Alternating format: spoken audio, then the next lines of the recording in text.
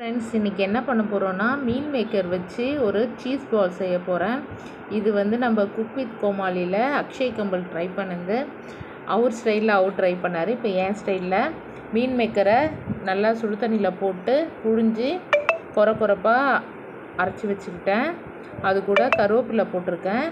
இதுக்கு தேவையான மசாலா பார்த்திங்கன்னா தனியாத்தூள், சில்லி பவுடர், கரம் மசாலா, சீரகத்தூள், கொஞ்சம் உப்பு, கார்ன்ஃப்ளவர் ஒரு ஸ்பூனு, அரிசி மாவு ஒரு ஸ்பூனு. இப்போது இதை வந்து இது கூட போட்டுக்கலாம். அதுக்கப்புறம் அது கூட ஒரு ஸ்பூன் இஞ்சி பூண்டு. அதுக்கப்புறம் கார்ன்ஃப்ளவர் வந்து கொஞ்சம் தண்ணியில் நம்ம மேலே வந்து கோட்டிங்க்காக ரெடி பண்ணி வச்சுருக்கேன். நெக்ஸ்ட்டு வந்து அதுக்கு மேலே நம்ம கார்ன்ஃப்ளெக்ஸை பவுட்ரு பண்ணி வச்சுருக்கேன். உள்ளே ஸ்டஃப் பண்ணுறதுக்கு சீஸ், கொஞ்சம் லெமன் வந்து புழிஞ்சு விட்டுக்கிட்டு நம்ம வந்து இதை பிசைஞ்சிக்கலாம்.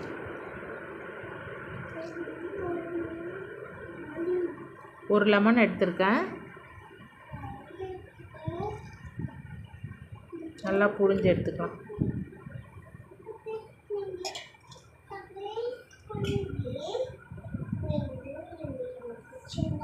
இப்போ இதை நம்ம பிசைஞ்சிட்டு பார்ப்போம்.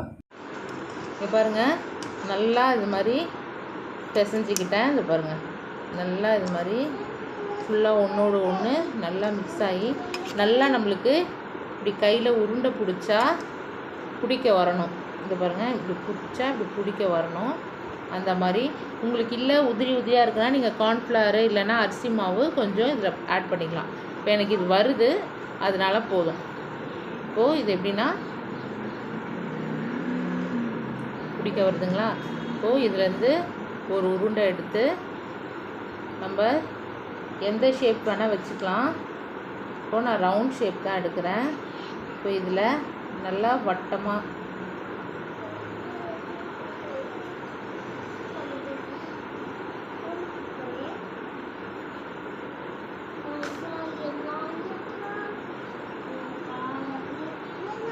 இப்போது இது உள்ள விளக்கு மாதிரி பண்ணிவிட்டு நம்ம ஒரு சீஸ் க்யூபை அதுக்குள்ளே வச்சுட்டு அப்படியே ஃபுல்லாக பால் பண்ணிக்கலாம்.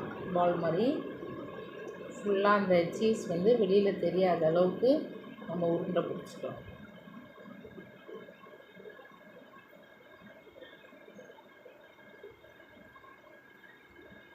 இப்போ பாருங்கள், இந்த மாதிரி பிடிச்சிட்டு நம்ம கோட்டிங்க்கு வச்சுருக்கோம்ல அதில் நல்லா நம்ம மிக்ஸ் பண்ணி வச்சுக்கலாம். முதல்ல நம்ம எல்லாத்தையும் உருண்டை பிடிச்சிக்கலாம். இந்த மாதிரி பண்ணி வச்சுக்கலாம். உருண்டை பிடிச்சிட்டு பார்ப்போம். இது பாருங்கள், இந்த மாதிரி உருண்டை பண்ணியாச்சு. பண்ணிவிட்டு இப்போது நம்ம இந்த கார்ன்ஃப்ளவரில் டிப் பண்ணிவிட்டு கோட்டிங் போட்டுக்கலாம். பாருங்கள், கார்ன்ஃப்ளவரில் கோட்டிங் போட்டு எடுத்து நம்ம இது மேலே இது பிரெட் கிராம்ஸும் போட்டுக்கலாம். என்கிட்ட கார்ன்ஃப்ளெக்ஸ் இருந்துச்சு, ஸோ அதனால் அது போட்டுக்கிறேன். நல்லா போட்டாயிடும்.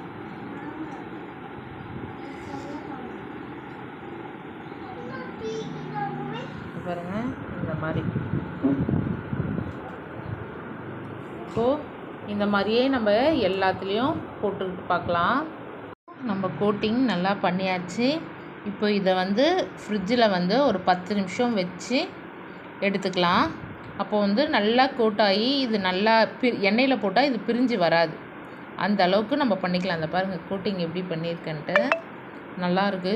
பசங்களுக்கு இது ரொம்ப பிடிக்கும். ஏன்னா வந்து நம்ம மீன் மேக்கராக கொடுத்தா வந்து சாப்பிட மாட்டாங்க. இது மாதிரி டிஃப்ரெண்ட்டாக பண்ணி கொடுத்தா அவங்களுக்கு ரொம்ப பிடிக்கும். இப்போ என் பொண்ணுக்காக பண்ணுறேன். ஸோ இது பண்ணிவிட்டு நான் பொரிக்கிறப்போ காமிக்கிறேன். இதுலேருந்து எடுத்தாச்சு. நம்ம இப்போது ஒரு எண்ணெய் கடாயில் எண்ணெய் ஊற்றி வச்சுருக்கேன். இப்போது எண்ணெய் சூடானோடனே அடுப்பை சிம்மில் வச்சு ஒரு உருண்டையாக நம்ம போட்டுக்கலாம். ஸ்லோலே வேகணும். அது நம்ம ஸ்லோவில் வச்சே இது செய்யணும். அப்போ தான் வந்து உள்ளியும் நல்லா வெந்து வரும். ஆல்ரெடி நம்ம மீன் மேக்கர் வந்து வெந்து தான் நம்ம சுடுதண்ணியில் போட்டுறதுலேயே வெந்துடும். இருந்தாலும் உள்ளே வந்து மேலே வந்து கிறிஸ்பியாகவும் உள்ளே சாஃப்டாகவும் இருக்கும். நம்ம சீஸும் நல்லா மெல்ட் ஆகும். அதனால் ஸ்லோவிலே வச்சு நல்லா கொஞ்சம் ப்ரௌன் ஆகிற வரைக்கும் நம்ம பண்ணணும். இப்போ பாருங்கள், நம்ம மிது வர வெயிட் பண்ணிக்கிட்டு இருக்காங்க சாப்பிட்றதுக்காக. ஸோ நம்ம பார்ப்போம். என் வீட்டுக்காருக்கு இது சர்ப்ரைஸாக நான் கொடுக்கறதுக்காக செஞ்சுருக்கேன். சரி, சும்மா ட்ரை பண்ணி பார்க்கலாம் அப்படின்ட்டு. நம்ம பசங்களுக்கும் இது வந்து நல்லா மீன் மேக்கர் சாப்பிடாத பசங்களுக்கு கூட இது மாதிரி நம்ம செஞ்சு கொடுத்தா பசங்க நல்லா விரும்பி சாப்பிடுவாங்க. ஸோ நம்ம அது மாதிரி செஞ்சு கொடுக்கலாம்.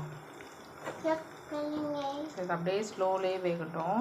ஃபைனலாக நம்ம சீஸ் பால் ரெடி ஆகிடுச்சு. பாருங்கள், வெளியில் நல்லா கிரிப்ஸியாக, உள்ளே நல்லா பாருங்கள் சீஸியாக இருக்குது. மிது கொடுக்குறேன், ஆனால் சூடாக இருக்குது. என் வீட்டுக்காருக்கும் கொடுக்குறப்ப காமிக்கிறேன். வீட்டுக்காருக்கு கொடுக்குறேன். ஏங்க இது சாப்பிட்டு எப்படி இருக்குது சொல்லுங்கள். நான் கண்டுபிடிச்ச டிஷ். நைட் டிஃபன் வந்து சேமியா செஞ்சுருக்கேன், சட்னி செஞ்சுருக்கேன். ஆனால் என் வீட்டுக்கார் பாருங்கள் சர்க்கரை வச்சு சாப்பிட்றாரு. பாருங்கள் எப்படிப்பட்ட மனுஷன்ட்டு. இது சாப்பிட்டு பாருங்கள். இதான் ஃபஸ்ட் டைம் அவர் சாப்பிட்றாரு. நான் ஃபஸ்ட் டைம் செஞ்சு கொடுத்துருக்கேன். அதனால்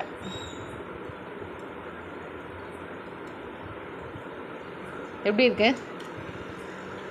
நல்லா இருக்கா டேஸ்ட்டு? நீங்களும் உங்கள் வீட்டில் கண்டிப்பாக ட்ரை பண்ணுங்கள். சின்னவங்கலேருந்து பெரியவங்க வரைக்கும் கண்டிப்பாக சாப்பிடுவாங்க. இந்த மாதிரி டிஃப்ரெண்ட்டாக நம்ம ட்ரை பண்ணி கொடுத்தா வெஜ்ஜிலே பசங்களும் நல்லா சாப்பிடுவாங்க. பாய் ஃப்ரெண்ட்ஸ், நம்ம நெக்ஸ்ட் வீடியோவில் பார்ப்போம்.